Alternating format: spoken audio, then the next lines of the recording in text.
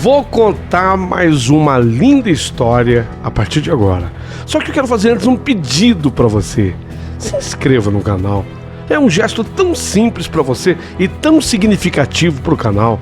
Entra no canal, se inscreva, curta, põe o teu joinha, acione o sininho. Para nós isso é muito importante. O canal ganha força e muito mais histórias a serem contadas. Por favor, se inscreva no canal. Agora, prepara o coração, porque a história de hoje é linda.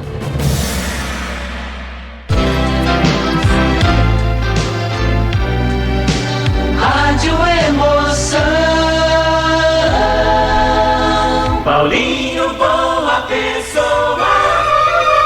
A verdade de cada um.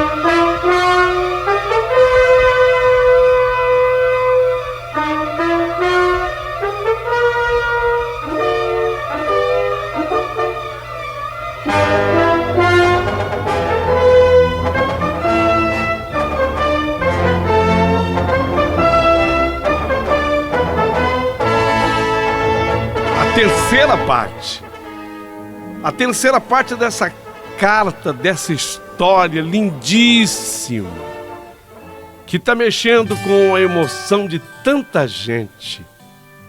Tive o privilégio de receber essa carta. Isso é um privilégio, porque na verdade isso é um livro.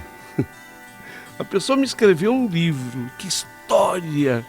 Tem gente dizendo, Paulinho, seria um belíssimo filme, seria enredo para uma novela. Realmente, a história é muito bonita. Só que hoje, você vai viver comigo aqui agora, nesse instante, o terceiro capítulo, a terceira parte dessa história. E eu começo exatamente assim.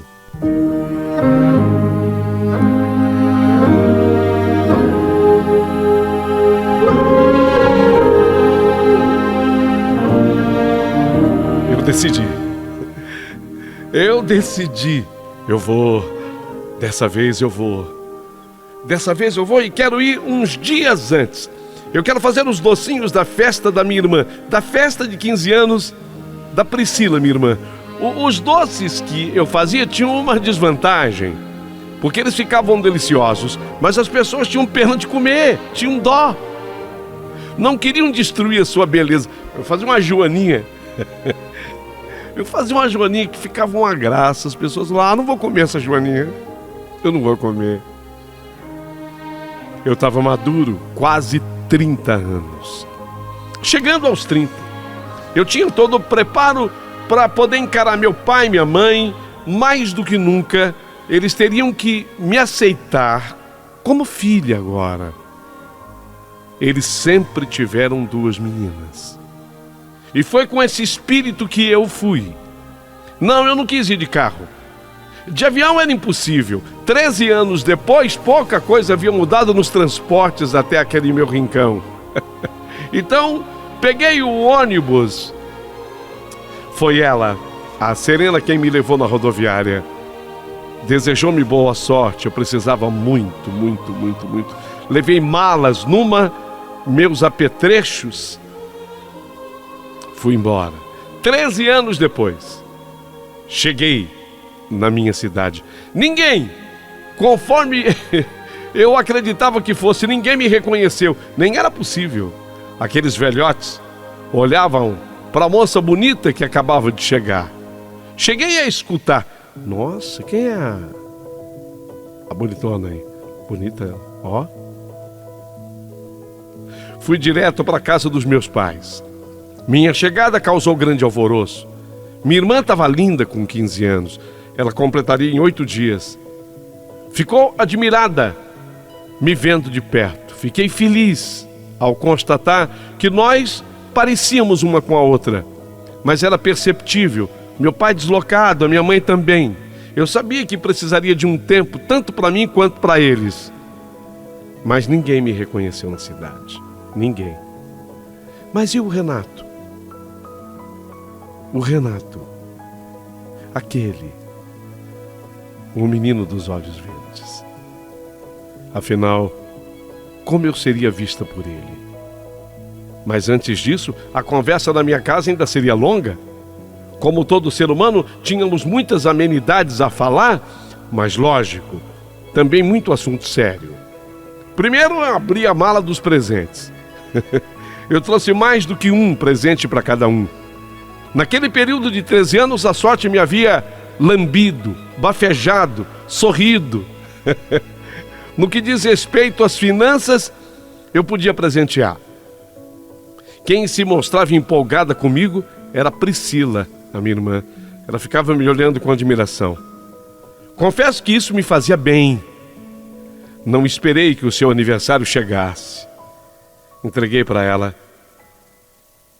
a gargantilha que eu havia comprado e trazido. Aquela gargantilha combinava com um par de brincos. Presente chique. Caro, eu ainda estava pagando. É aquele tipo de presente que a gente compra e vai pagando em suaves prestações mensais. Era um presente valioso, mas acima de tudo dado com muito amor para minha irmã. Ela ficou encantada. De vez em quando eu observava a minha mãe. A minha mãe, ela me olhava meio de soslaio. Havia também admiração no seu olhar. Afinal, eu era sua filha. Com certeza, ela ainda processava essa mudança. Sabia reconhecer não ser fácil para ela. Assim como não seria para nenhuma outra mãe. Aquela minha mãe ali, ela me deu o primeiro banho. E um dia acreditou ter dado à luz a um menino. Ela tinha lavado o meu órgão genital masculino. Ela foi a primeira a fazê-lo. Seria muito difícil para sua cabeça de mulher simples, nascida e vivida no interior das Minas Gerais, processar aquilo tudo. Devia se perguntar: o que deu errado com ele? Quem acusar? O ser humano é um bicho danado. Ele sempre faz questão de buscar um culpado para tudo na vida de um ser humano. Quando algo dá errado, a quem foi o culpado? Não é assim? Para tudo tem um culpado. Mas a verdade era que eu nunca fui o menino que ela havia dado banho. Então, quem eu era? A Mila. E isso não podia ser explicado como um fricote de menino afeminado. Não. Era muito mais profundo e complexo que isso. A minha mãe devia estar chegando àquele momento. Bem, é minha filha, eu vou ter que aceitar sim. O que eu posso fazer? E meu pai? E meu pai? Eu estava com medo da reação dele, mas sabe que meu pai até que reagiu bem. Esperei cara feia, repulsa, mas ele estava cortando e descascando frutas e colocando-as sobre a mesa. Por incrível que pareça, ele se sentia mais à vontade com a Mila do que antes se sentia à vontade com o Milton. Por incrível que pareça. Pelo menos quem me visse agora, veria uma mulher. E ele não precisava ficar dando explicações e nem me fazendo passar por aquilo que eu não era. Eu notava que ele, meu pai, ele tinha o cuidado de me chamar de filha. Eu percebia cuidado, ele tinha medo de confundir, sabe? Me chamava de filha. Esse era o meu medo. Que ele se perdesse nessa identificação, e se o fizesse, lógico, eu teria que entendê-lo. Mas não, ele me chamava de filha. Fiquei atenta quando ele acabou de descascar o mamão, tirar suas sementes.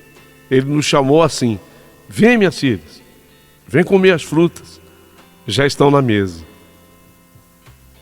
Não quis eu nem saber o que ele sentia por dentro, mas tratou-me com igualdade com a Priscila. Sentamo-nos e fomos comer das frutas, que aliás estavam uma delícia naquela época do ano. Nem acreditei quando estávamos os quatro à mesa, a minha mãe, meu pai, Priscila e eu. Meu Deus, éramos uma família! Meu Deus, éramos uma família. Éramos uma família como a sua família. Éramos uma família sentada por um café da manhã. Uma família como todas as outras. Cada um de seus membros com os seus problemas, com as suas dores, com as suas soluções. Mas qual é a família que não é assim? Éramos uma família exatamente igual à sua, que você tem em casa. Sei que na sua talvez não exista um Milton que virou Mila, tudo bem. Mas cada qual com o seu problema, e feliz daquele que é capaz de encontrar uma solução, ainda que para isso tenha que se submeter a uma verdadeira metamorfose. Sinceramente e do fundo do coração, eu desejo que todos encontrem uma saída para suas dores, pois, claro está, que as dores existem sempre. E isso no seio de qualquer família, em seios naturais de carne ou em seios construídos em silicone, porque o que importa não é o seio em si, mas o que está mais profundo. O que importa é o coração, é o coração de cada um. E todo coração que ainda pulsa, o faz porque ainda suporta o seu próprio peso. E não cabe a ninguém julgar qual coração pesa mais, e nem qual peso é mais aceitável ou justificável que o outro. Portanto, eu também tinha uma família igual à sua. E aquele foi apenas o meu dia de chegada. Mas eu era uma pessoa livre, pelo menos assim me sentia, como todo ser humano merece se sentir. E eu, por ser uma pessoa livre, saí pela minha cidade. Mas a verdade seja dita, ninguém me reconhecia. Ninguém. E era engraçado eu passar e os homens apenas admiravam a moça bonita que caminhava por aquelas ruas estreitas de cidade pequena e antiga. Ainda mais que eu chamava mesmo atenção pela altura, 1,72 m. Por uma mulher, não é muito comum que mulher tenha 1,72 m, ainda mais com o aumento de um salto do qual eu não me separava, e eu amava andar maquiada, independente da hora que fosse. Andei pela cidade, chamei a atenção. Eu fui na casa da Selma. A Selma, a casa da minha amiga, a Selma, a mãe da Soraya, minha amiga, foi lá. Foi lá que eu acabei tendo aquela inspiração para as grandes mudanças. E lá na casa da Selma, né? A mãe da Soraya, ela foi engraçado. Eu fingi, quando eu cheguei lá, eu fingi para Selma, para dona Selma, eu fingi que eu era uma cliente que tinha vindo fazer uma encomenda de bolo e doces. Teve um momento que eu falei, ela também não me reconheceu.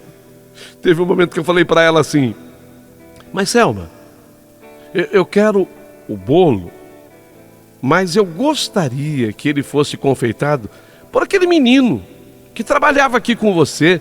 Se não me engano, o nome dele é Milton. É Milton. Nessa hora ela ficou de olhos arregalados me olhando. E quando ela ia dizer que o Milton tinha ido embora, eu a abracei e choramos juntas quando eu disse: saudade, Selma. O Milton foi embora, mas eu estou agora no seu lugar. Sou eu, a Mila, Selma. Foi um abraço muito gostoso que nós trocamos. Lógico, ela já sabia de toda a história, mas ela tinha sido ainda assim surpreendida por minha chegada de supetão. Foi a vez dela brincar. Peraí. Eu vou ligar para minha filha, para a Soraya vir aqui. Ela ligou para a Soraya e para a filha ela perguntou, quando a Soraya chegou, óbvio: Soraya, sabe quem é essa moça linda? Como a Soraya não respondeu, ficou em silêncio, ela completou: essa moça linda aí, sabe quem é? A Soraya em silêncio, ela completou: o Milton, agora a Mila. O Milton, a Mila, agora a Mila. Foi a vez da emoção tomar conta da minha querida amiga Soraya e, lógico, de mim, novamente de mim. Soraya ficou encantada ao me ver e falava: não acredito, eu não acredito nessa mudança, meu Deus. Como alguém pode mudar tanto assim? Como alguém pode mudar desse jeito? Falamos de muita coisa. Ela me contou que havia se casado com o Edgar. Tinha 2 meninas, Larissa e Laura. Estava feliz. Havia se formado professora. A Soraya lecionava por lá mesmo, tinha sua vida e a sua família por lá. Até que foi inevitável aquele assunto. Ô Mila, você não vai acreditar. Quando eu estava vindo para cá, para a casa da minha mãe, eu passei em frente o bar do Bola. E adivinha quem eu vi lá? Quando ela falou, adivinha quem eu vi lá, eu senti o meu coração disparar.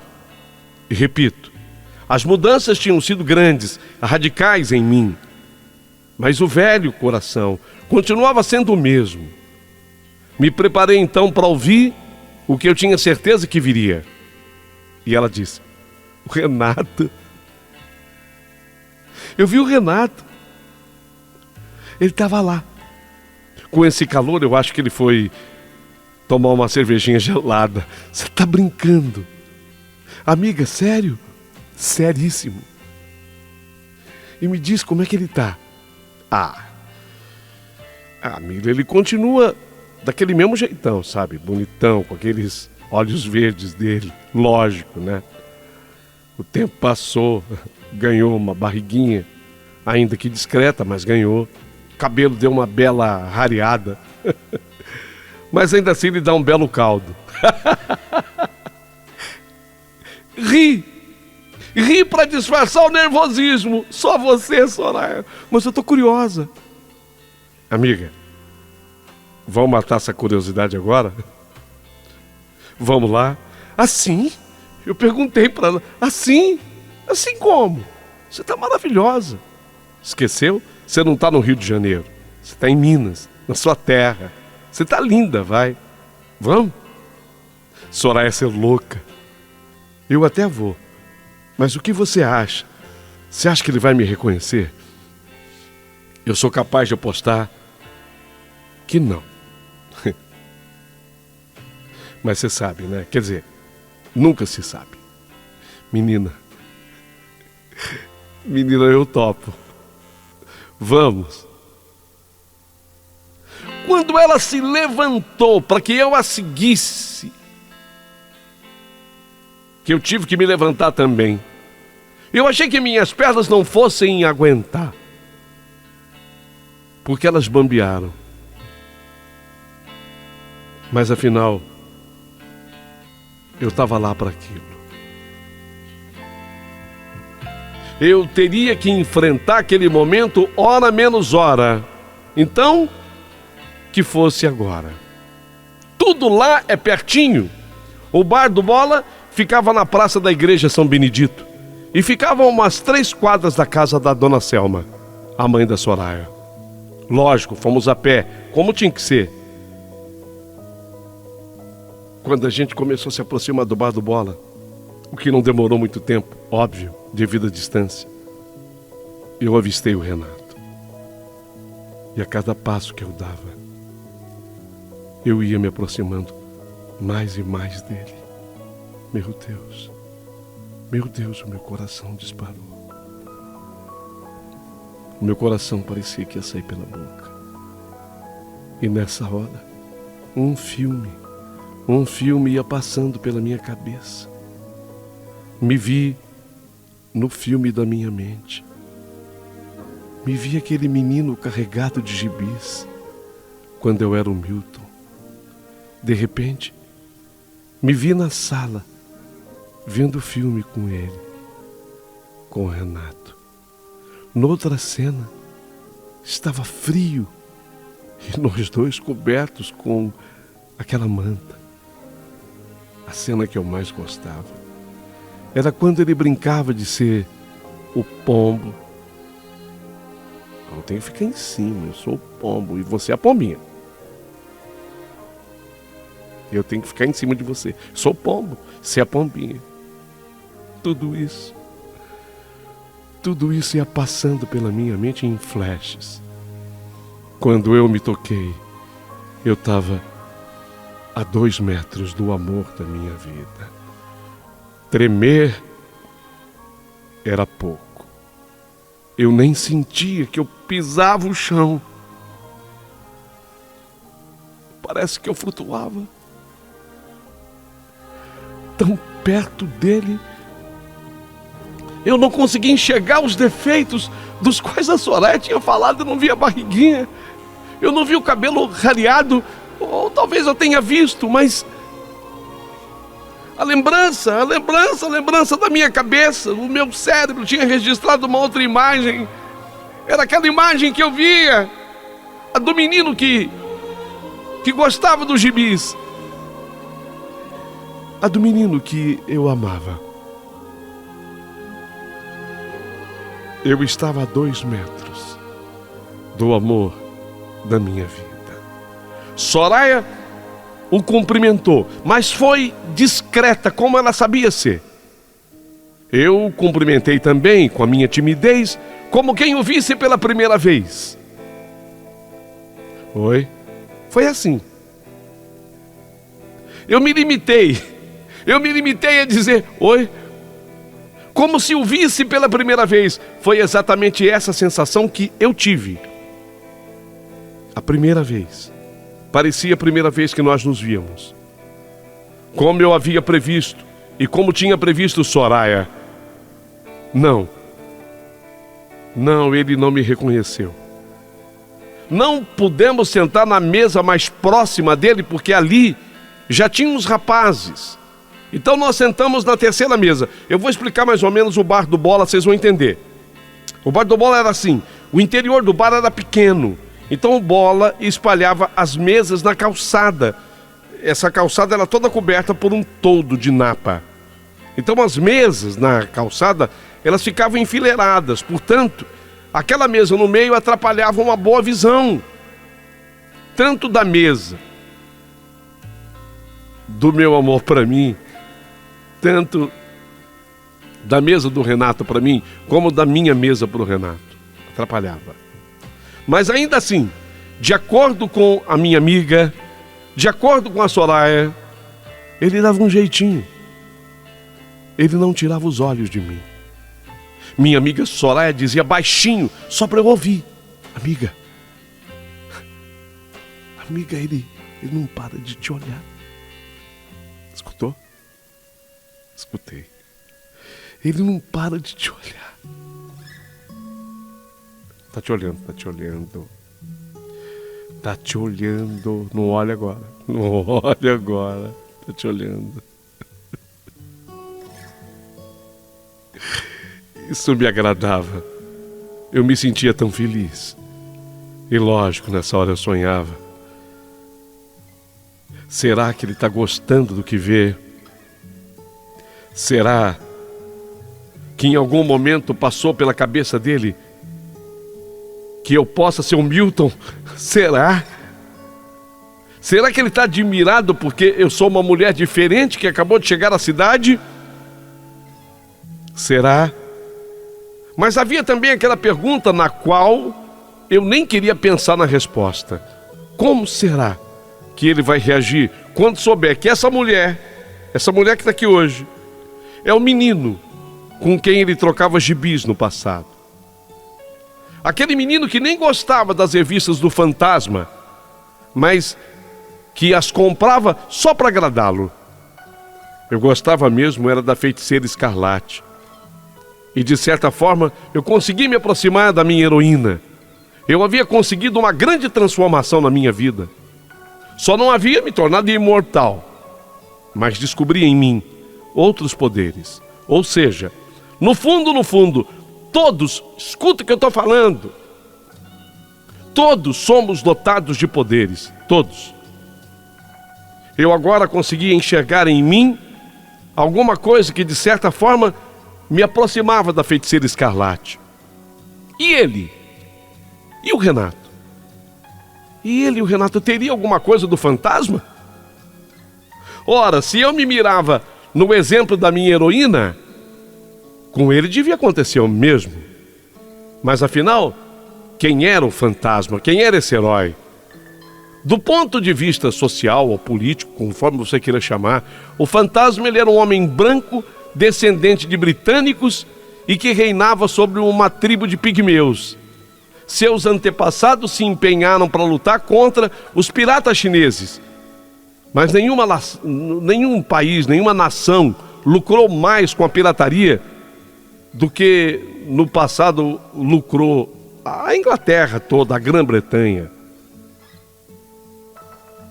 Essa era que é a verdade. Por outro lado, algumas aventuras mostram o herói, o fantasma, como um defensor da soberania dos povos africanos e asiáticos. O fantasma, a julgar por várias de suas histórias, ele é um herói ambíguo. Defendia os britânicos, mas também africanos e asiáticos. Talvez essa ambiguidade o classifique assim, como um herói de todos, ou um herói que, a depender da causa, pode até mudar de opinião. E não sou eu quem vai julgá-lo. Afinal, nessa vida, quem é que não muda de opinião de acordo com as circunstâncias? Quem é? Mas cabe aqui uma pergunta. Qual seria a opinião de Renato quando ele descobrisse tudo o que tinha acontecido comigo? Se ele tivesse herdado alguma coisa do seu herói, eu deveria ter alguma esperança. Esperança que só aumentou com as observações da Soraya de que Renato não tirava os olhos de cima de mim. Mas a minha amiga, a Soraya, era casada e o Edgar, seu marido, assim que ele saiu do serviço, foi buscá-la. Lá no bar do Bola, ele passou na casa da sogra, a sogra falou, tá no Bola. Ele foi buscá-la e eu aproveitei a carona, embora a minha vontade fosse ter ficado um pouco mais. Quando eu me levantei para sair, Renato ainda estava lá e ficou me olhando até que eu entrei no carro, isso de acordo com a minha amiga Soraya. Nossa, não há como negar, foi muito emocionante ver o Renato novamente depois de 13 anos. Ele continuava o mesmo. Para mim, era como se o tempo tivesse parado. Era como se o tempo tivesse congelado. Nos dias que se seguiram, fui cuidar dos docinhos da festa de 15 anos da minha irmã Priscila, que eu estava aprendendo a amar. Quer dizer, por uma questão de sangue, já havia esse amor.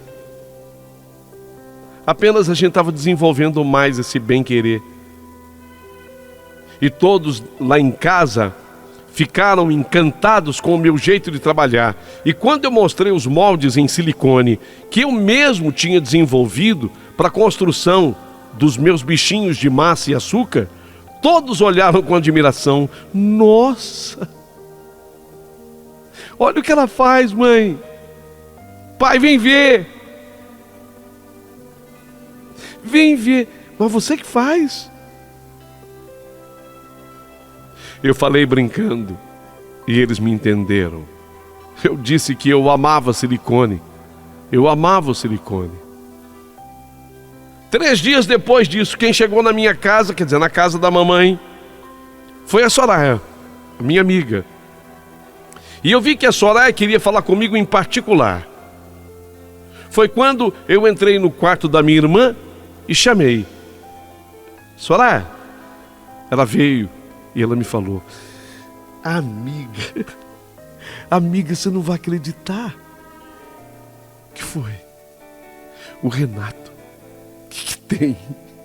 O que aconteceu? O Renato, ele veio atrás de mim. Ele quer porque quer saber quem era a mulher que estava comigo no bar do Bola. Você não me fala uma coisa dessas, amiga, e você falou o quê? Falei a verdade. Não, é mentira. Não, é mentira. Você falou para ele quem sou eu? Lógico. Como assim? Você falou mesmo? Falei que você é minha amiga Mila. Você não é? Sou. Então falei que você é minha amiga Mila e que você mora no Rio de Janeiro. Não menti em nada, absolutamente nada. Só ocultei o seu passado, porque isso não me cabe. Isso te pertence, sabe, Mila? Eu não podia falar que você no passado era o Milton, isso não. Mas eu falei pra ele a verdade, falei, não, amiga, a Mila, minha amiga querida, ela mora no Rio, tá passeando, veio na festa de aniversário da irmã dela. Você falou assim? Falei exatamente assim. Eu não ia tocar no assunto, lógico.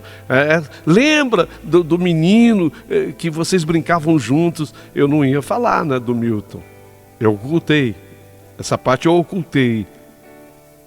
Repito, isso cabe a você. Mas a maior vem agora. Que ele tá louco por você. Oh, não, para. Para, Soraya. Tô falando sério. Eu tô falando sério. Ele tá louco por você. Ele quer porque quer que eu a apresente pra ele. Meu Deus. Você tá brincando comigo? Sério? E agora? E agora o que eu faço? Amiga, não me fala, ele quer me conhecer. E agora? Não transfira a pergunta. Não, você não entendeu. Me dá a sua opinião. O que eu faço? Eu estou perguntando para você, Soraya, o que eu faço? Mila, faz o óbvio. O óbvio? Mila. Eu te apresento a ele, você deixa o papo fluir, deixa o papo rolar. Ele com certeza vai perceber quem é você, e se ele não perceber, você dá um toque e facilita as coisas.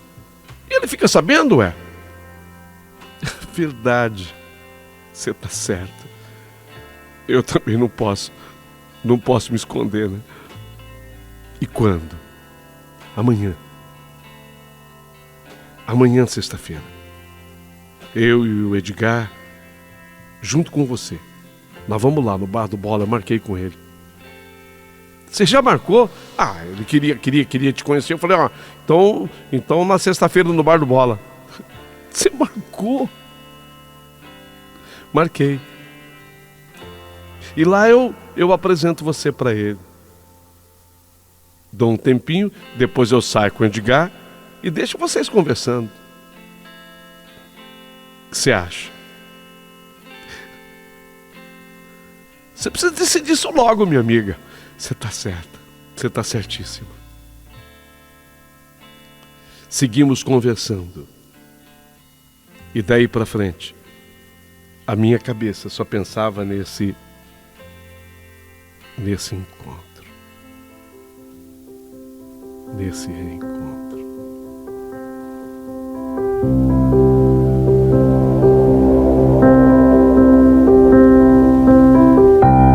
Treze anos depois,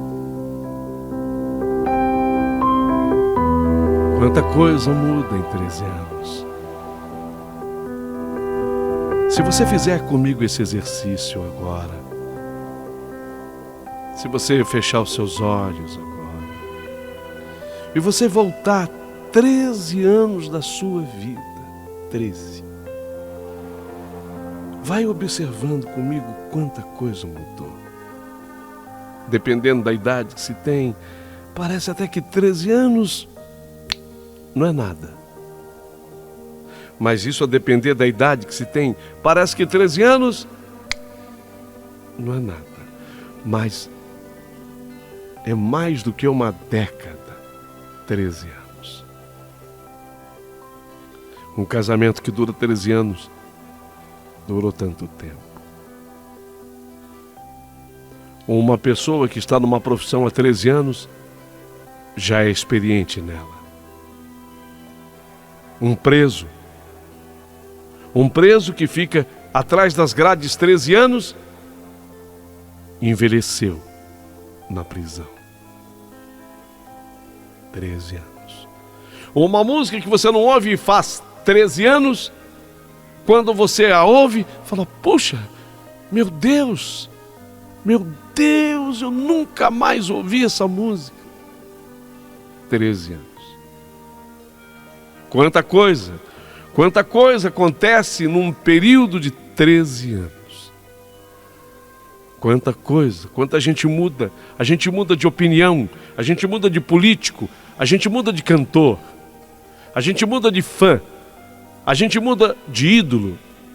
A gente deixa de ser admirado, a gente passa a ser admirado, a gente conhece alguém, a gente ganha um cachorro, o cachorro vive e pode morrer num período de 13 anos. É mais do que uma década. E eu, em 13 anos, eu era o Milton e virei a Mila. Eu falo isso com orgulho porque, afinal de contas, eu me encontrei assim, como ser humano.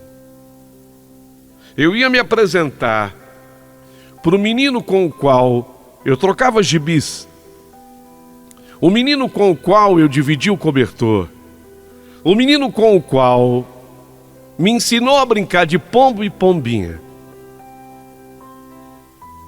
o menino que eu amei e que um dia me desprezou quando ouviu uma ordem de uma namorada, com a qual ele nem ficou, casou-se com outra, e nem esse outro casamento deu certo, mas agora eu iria reencontrá-lo, mas depois de 13 anos, eu já tinha visto, ele já tinha me visto, mas agora era diferente, era eu e ele e eu. Chegamos no bar do Bola.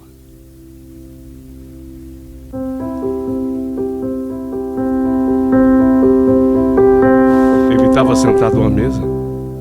Quando nos viu, cheguei eu, Soraya e Edgar, o marido dela.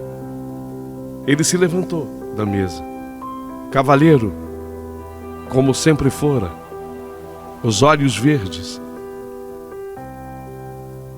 Puxou uma cadeira, sentiu que deveria puxar outra. Nós éramos duas damas. Puxou uma segunda cadeira, deslocado. Viu o marido dela, da Soraya, puxou a terceira cadeira.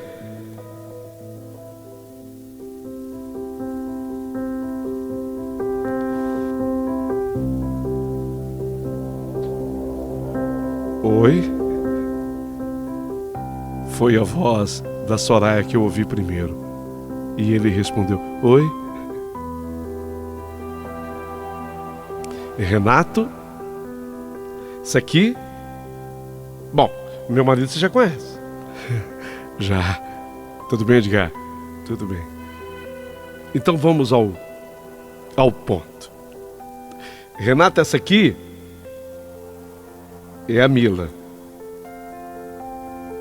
Mila, esse aqui é o rapaz que eu te falei que quer te conhecer. O nome dele é Renato. Muito prazer. Muito prazer. Prazer.